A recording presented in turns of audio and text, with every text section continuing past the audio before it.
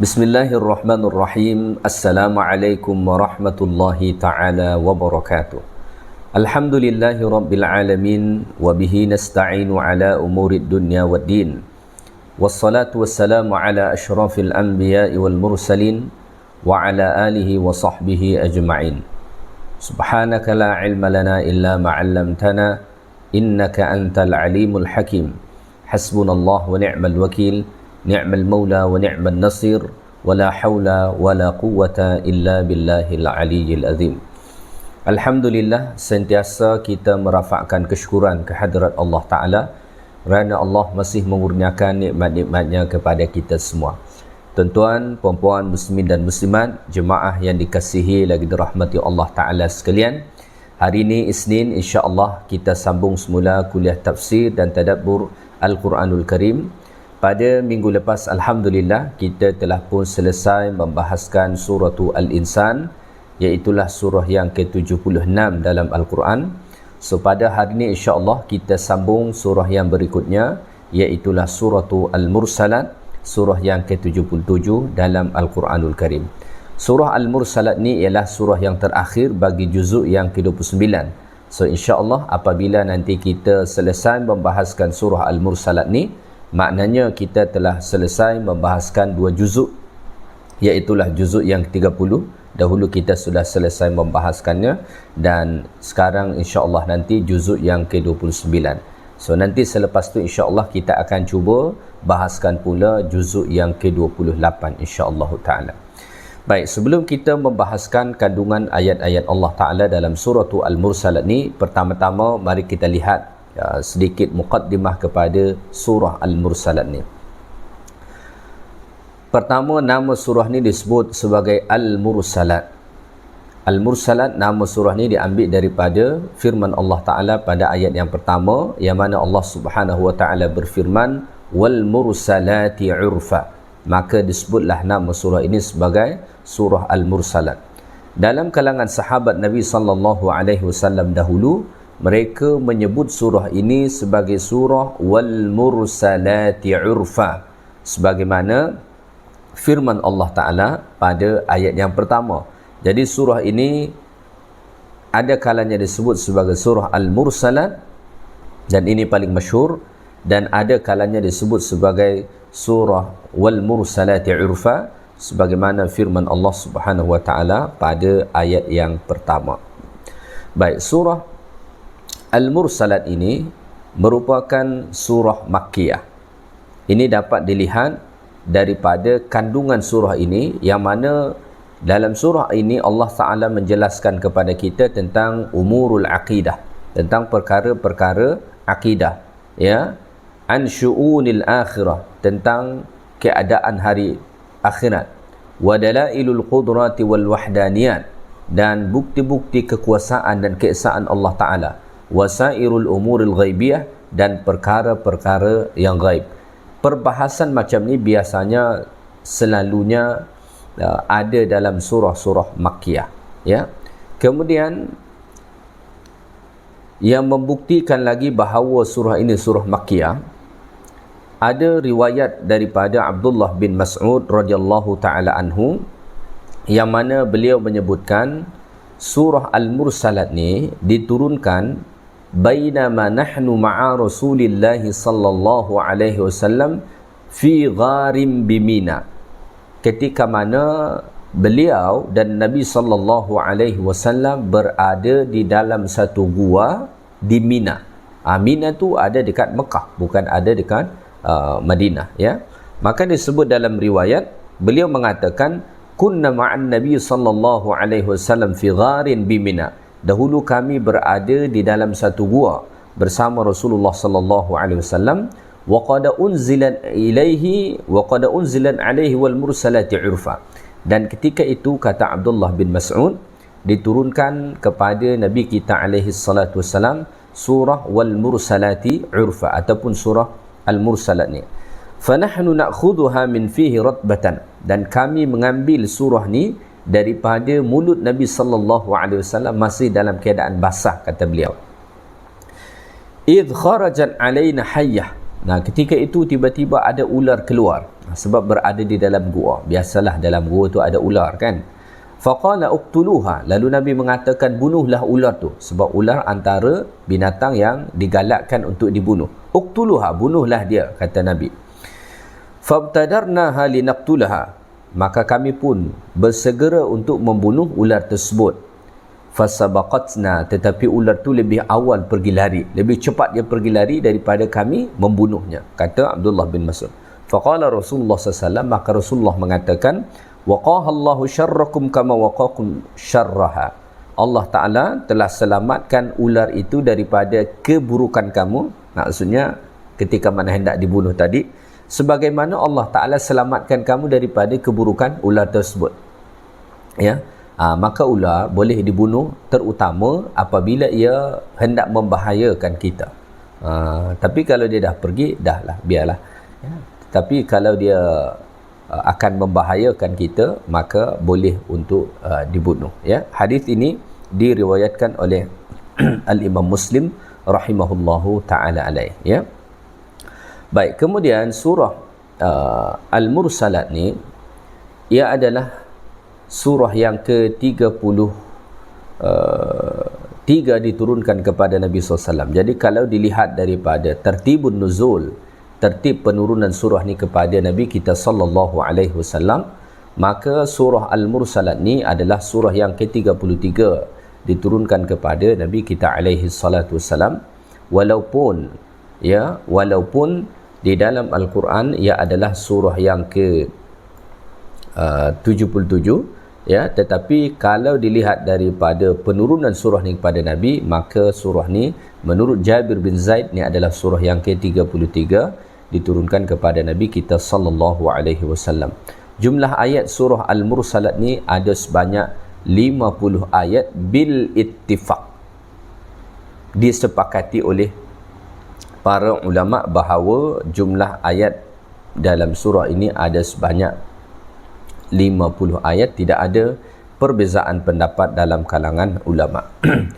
Baik, kemudian surah Al-Mursalat ni antara surah yang sangat spesial bagi Nabi kita alaihi salatu wassalam, ya, sehinggakan disebut dalam satu riwayat daripada Abdullah bin Abbas, qala Abu Bakar radhiyallahu taala anhu bertanya kepada Rasulullah SAW, ya Rasulullah, qad syibta, kata Abu Bakar, wahai Rasulullah, engkau ni telah beruban.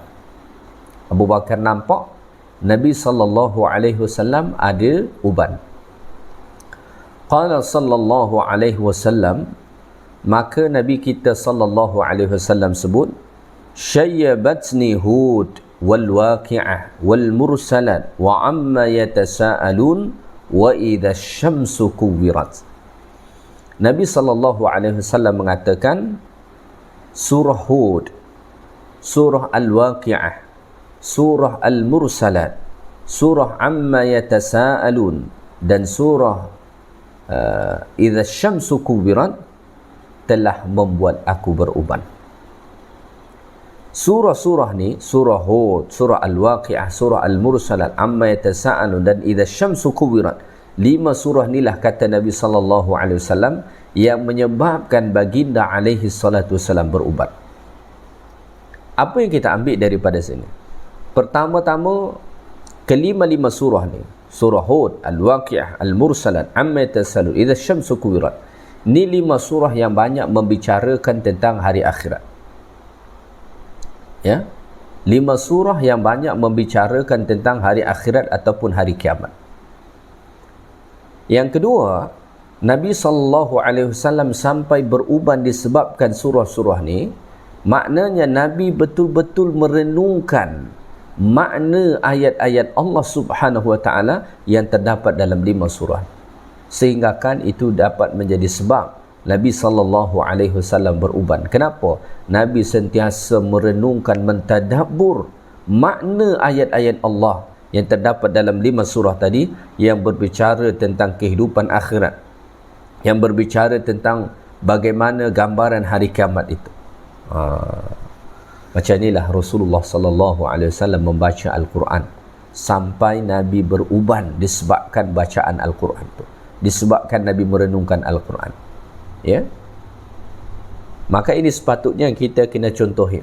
Walaupun kita tak sampai beruban disebabkan kita mentadabbur Al-Quran, sekurang-kurangnya bertambahlah keimanan kita apabila Al-Quran dibacakan.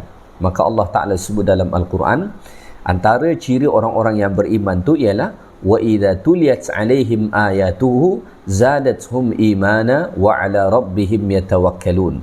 Ya, apabila dibacakan kepada mereka ayat-ayat Allah Subhanahu wa taala, zadatuhum imana, iman mereka bertambah, wa ala rabbihim yatawakkalun, dan kepada Rabb mereka lah Allah Subhanahu wa taala mereka bertawakal. Ya, jadi membaca Al-Quran tak cukup sekadar kita baca begitu sahaja, ya, tanpa ada kita merenungkan ataupun mentadabbur, ya, ayat-ayat Allah Subhanahu wa taala tersebut. Ya, baik, itu sedikit sebanyak muqaddimah pada surah Al-Mursalat.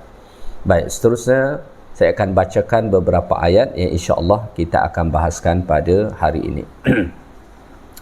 A'udzu billahi minasy syaithanir rajim.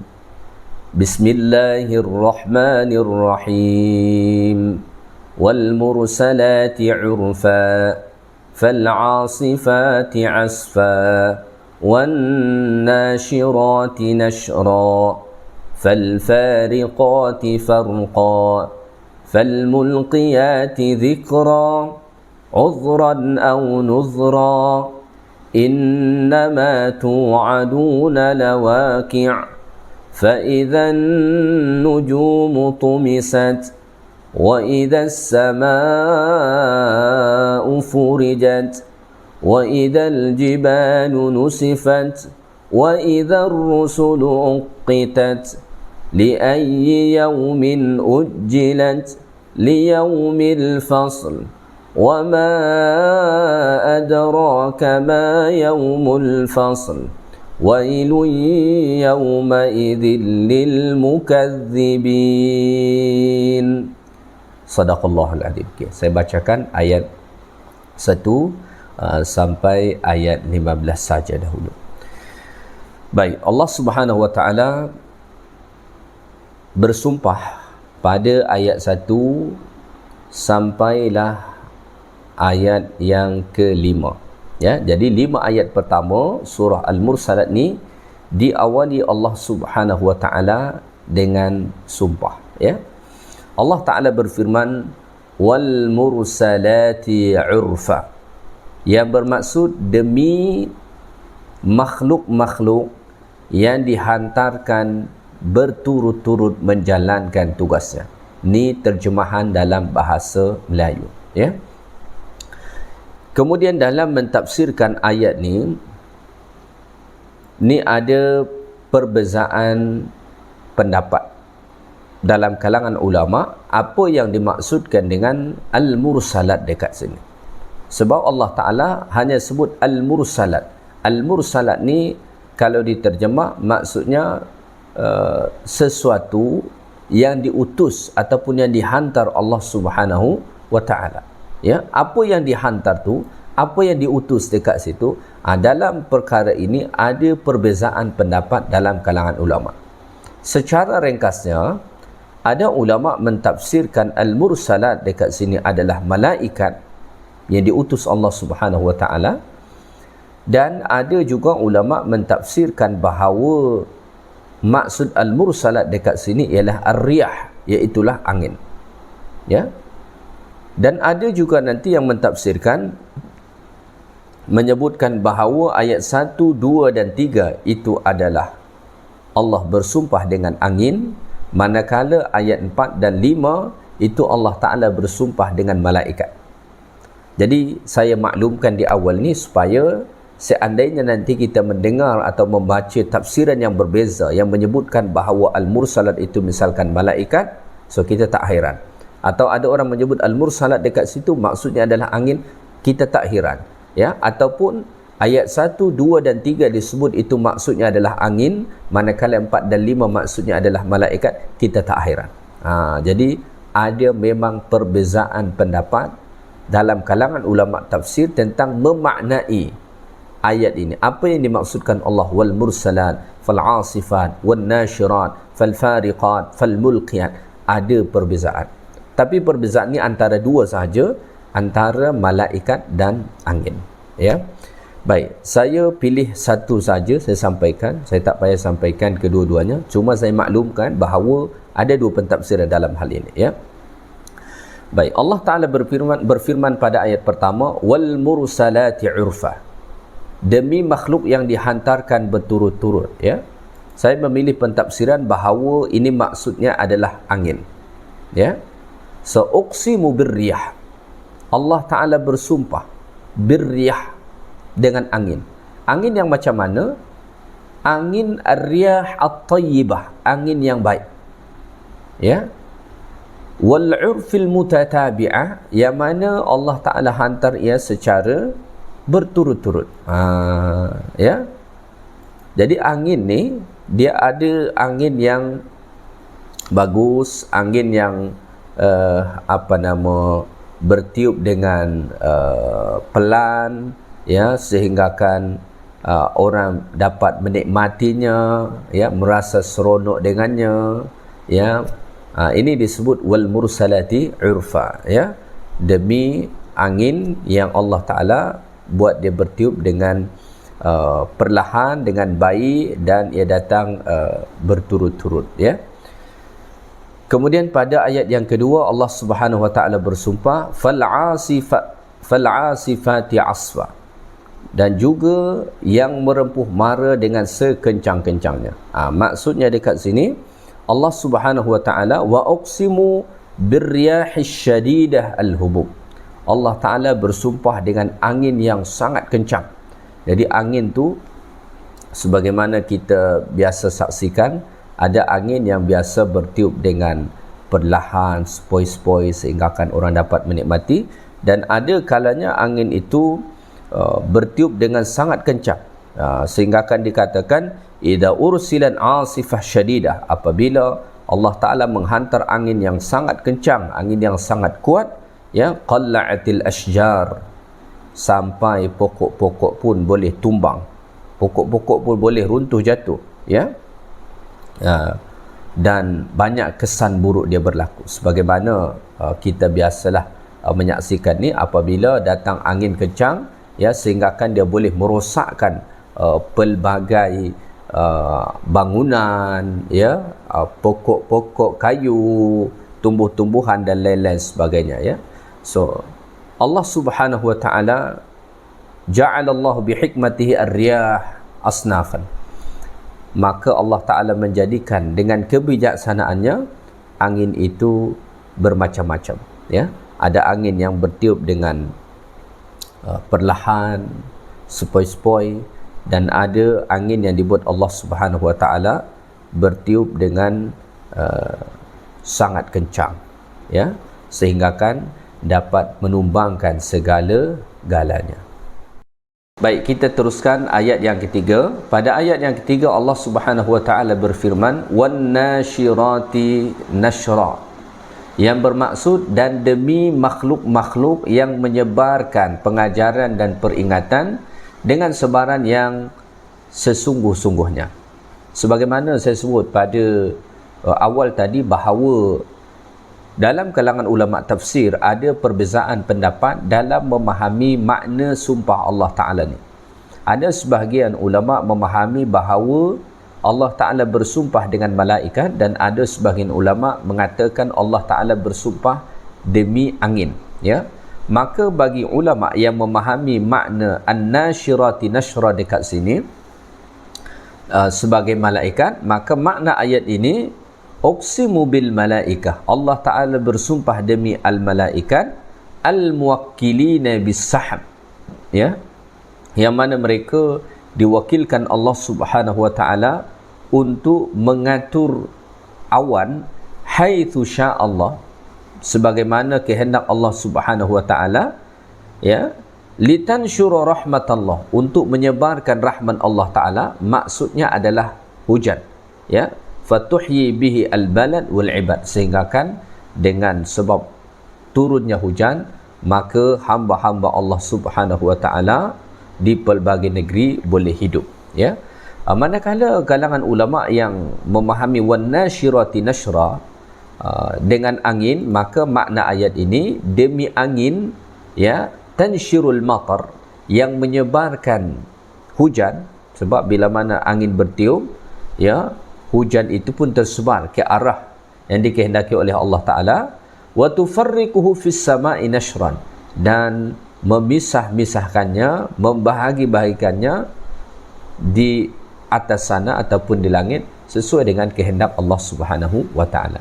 Jadi ayat wan nasyirati nashra ni, ada ulama memahaminya dengan angin yang menyebarkan hujan sehingga kan ia turun pada kawasan-kawasan tertentu sesuai dengan kehendak Allah Ta'ala.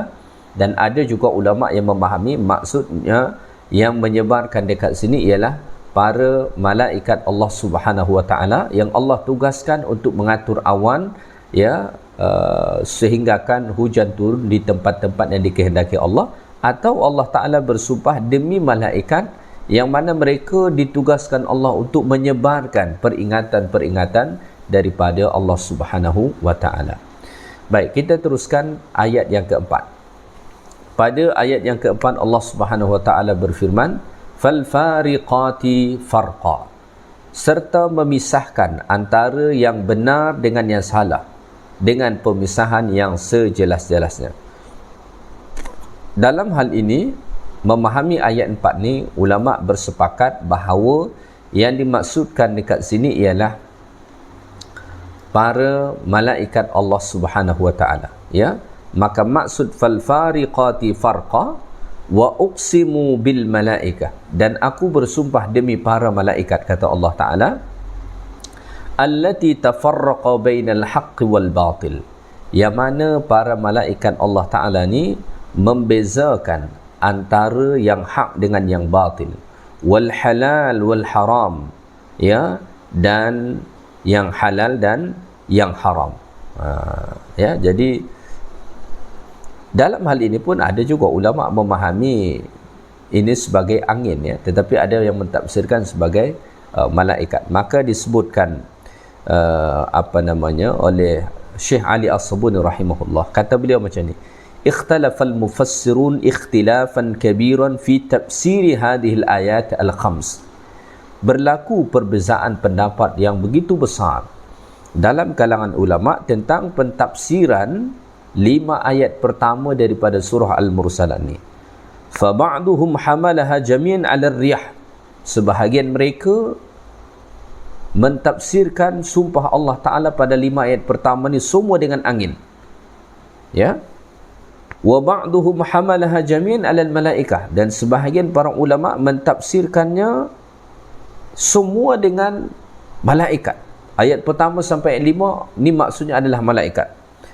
Wa ba'duhum fassala, tetapi sebahagiannya, ya, sebahagiannya ini tidak begitu. Sebahagian setengah memahami dengan angin, dan setengahnya difahami sebagai malaikat, ya. Jadi kita ambil pendapat yang ketiga ni, bahawa ayat 1 sampai ayat 3 itu Allah Ta'ala bersumpah dengan angin, manakala ayat 4 dan ayat 5 Allah Ta'ala bersumpah demi malaikat.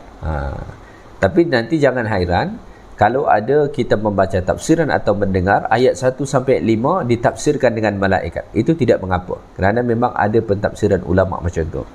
Atau kita mendengar tafsiran ayat 1 sampai 5 semua ditafsirkan dengan angin, juga tidak mengapa, kerana memang itu wujud pendapat para ulama tafsir, ya. Dan ada pendapat yang ketiga, ini yang saya sampaikan pada hari ini, ayat 1 sampai ayat 3 itu Allah bersumpah dengan angin, manakala ayat 4 dan ayat 5 Allah Ta'ala bersumpah demi malaikat.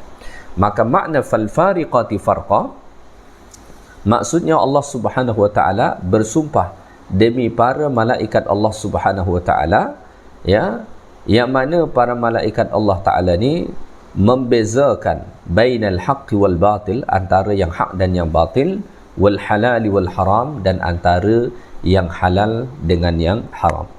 Baik, kita teruskan ayat yang kelima. Ayat yang kelima Allah Ta'ala berfirman, falmulqiyati dhikra, lalu menyampaikan pengajaran dan peringatan kepada manusia. So dekat sini jelas maksudnya adalah malaikat.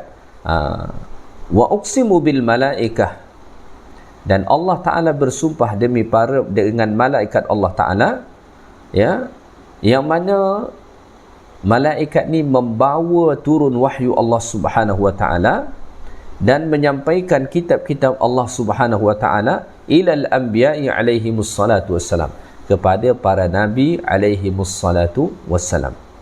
Jadi ayat 4 dan ayat 5 ni ditafsirkan sebagai malaikat. So Allah Ta'ala pada ayat 5 ni bersumpah demi para malaikat Allah Ta'ala yang membawa turun wahyu dan kitab-kitab Allah Subhanahu wa Ta'ala kepada para nabi-nabi Allah Subhanahu wa Ta'ala.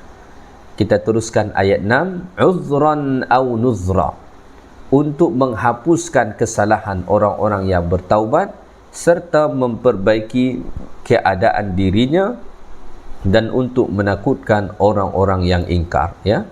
Jadi dekat sini Allah Subhanahu wa Ta'ala menjelaskan apa tujuan wahyu diturunkan Allah Subhanahu wa Ta'ala melalui perantaraan malaikat-malaikat Allah Subhanahu wa Ta'ala tadi. Allah Ta'ala sebut uzran au nuzra, ya, tulqal wahyu i'dharan min Allah lil ibad, ya. Satu tujuan daripada Allah Ta'ala menurunkan wahyu melalui perantaraan malaikat disampaikan kepada para nabi, dan para nabi ini menyampaikan, mendakwahkannya kepada manusia. Pertama, supaya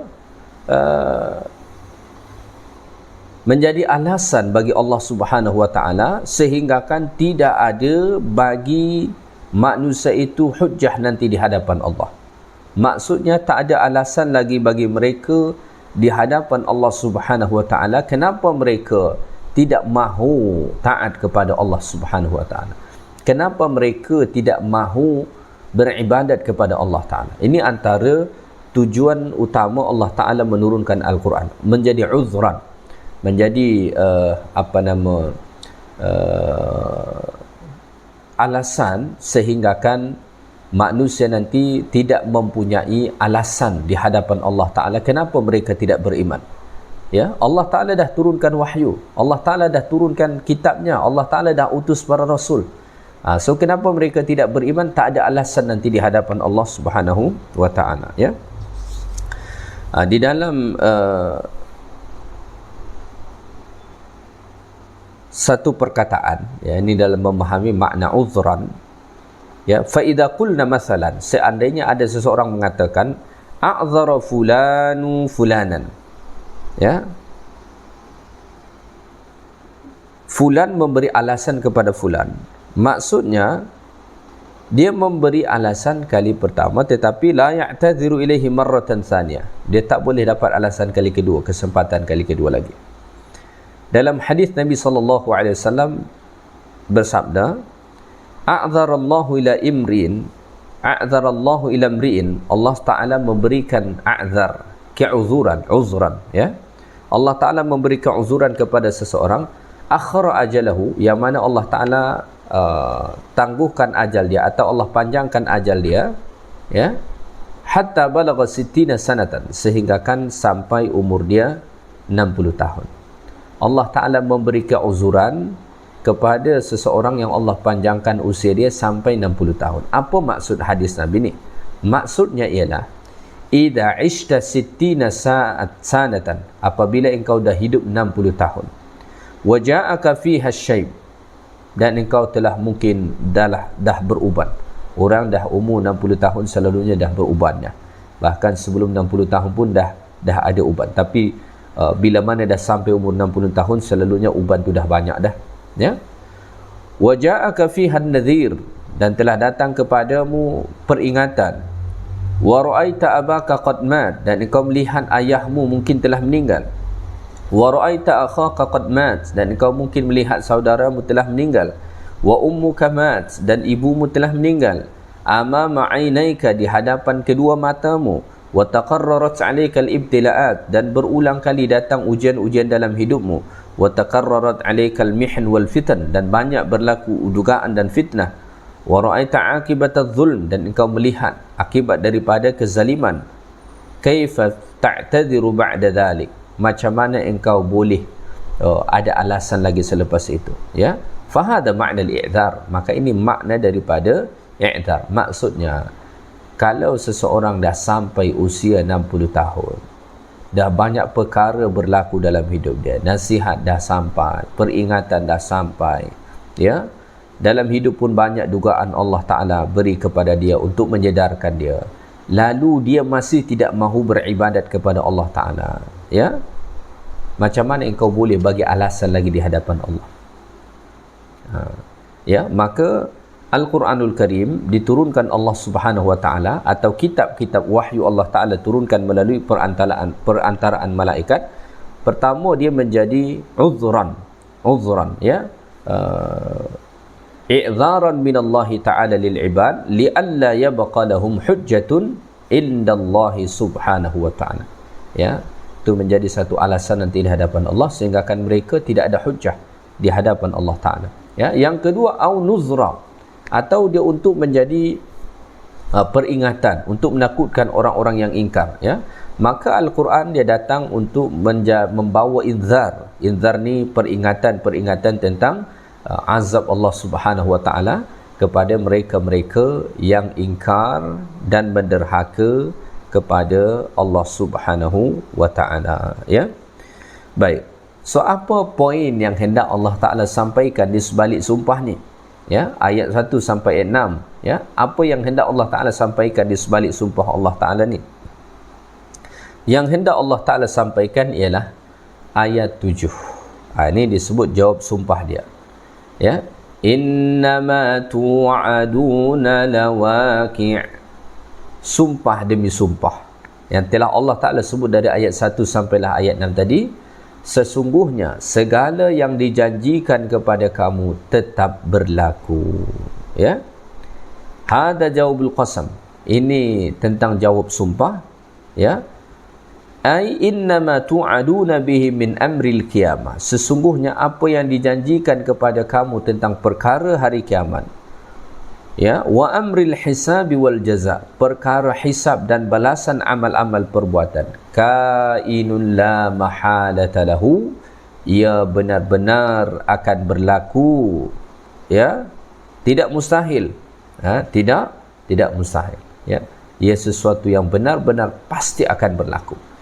Apa sahaja yang Allah Ta'ala sebutkan tentang perkara hari kiamat, kita dibangkitkan, dihimpunkan di padang mahsyar, dihisab di hadapan Allah, ditimbang amal-amal perbuatan, ada syurga, ada neraka, ada titian sirat dan lain sebagainya.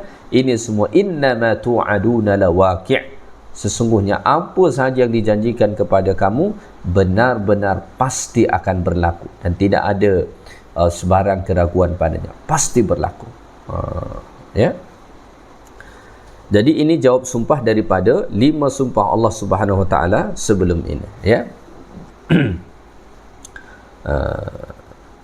Maka qala al-mufassirun, berkata ulama tafsir, aqsama ta'ala bi khamsati asya'a, Allah Ta'ala bersumpah dengan 5 perkara tadi. Ayat 1 sampai 5 Allah Ta'ala bersumpah, wal mursalati urfa, fal 'asifati asfa, ya.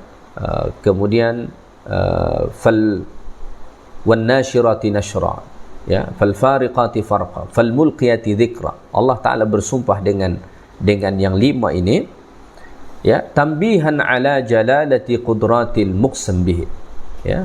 Ini menjadi satu peringatan tentang kemahakuasaan Allah Subhanahu Wa Ta'ala yang bersumpah, ya. Allah Ta'ala nak menunjukkan betapa maha kuasa Allah Ta'ala. Wa ta'dhiman li sya'nil muqsam alaih, ya, dan ini satu ta'zim, ya, pengagungan kepada sesuatu yang Allah Ta'ala bersumpah dengannya, iaitulah tadi dengan angin ataupun juga dengan malaikat. Fa aqsama birriyah allati tahmilu rahmah wal 'adzab, maka Allah Ta'ala bersumpah demi angin, yang mana angin ini dapat datang membawa rahmat dan datang dapat membawa azab. Wa tasukul lil ibadi al khair asyarr, dan dia dapat membawa, menghalau kepada hamba-hamba Allah kebaikan ataupun keburukan. Wa bil malaikatil abrar, dan Allah Ta'ala bersumpah dengan para malaikat Allah Ta'ala, alladhina yanziluna bil wahyi, yang mana mereka datang menurunkan wahyu, lil i'dzari wal indzar, ya, untuk menyampaikan i'dzar dan inzar, iaitu peringatan daripada Allah Ta'ala, ya. Aqsama ala amril qiyamah haqqun la syaqqa fih, so Allah Ta'ala bersumpah demi hari kiamat yang benar-benar pasti berlaku, tidak ada sebarang keraguan padanya. Wa anna ma aw'ada Allahu Ta'ala bihi, dan apa sahaja yang Allah Ta'ala janjikan dengannya, ya, mimma ji'is sa'ati wath-thawabu bil iqab, daripada ganjaran dan azab seksa, ia adalah sesuatu yang pasti akan berlaku. Fala yanbaghi asyaq wal imtira', maka tidak patut kalau ada seseorang yang meragukan atau tidak mempercayai tentang perkara hari kiamat itu, ya. Jadi daripada ayat 1 sampailah ayat 6, ayat 7 yang kita bahaskan sebentar tadi, ada beberapa poin pengajaran yang kita nak ambil, ya. Yang pertama, Allah Ta'ala bebas bersumpah dengan mana-mana makhluk Allah Subhanahu Wa Ta'ala. Sama ada tadi kita fahami Allah bersumpah dengan angin ataupun dengan malaikat, atau setengah dengan angin, setengahnya dengan malaikat, ya. Yang jelas Allah Ta'ala bebas bersumpah dengan makhluk Allah Ta'ala, mana-mana yang dikehendaki Allah, sedangkan kita tak boleh bersumpah dengan selain Allah Ta'ala. Itu yang pertama. Yang kedua,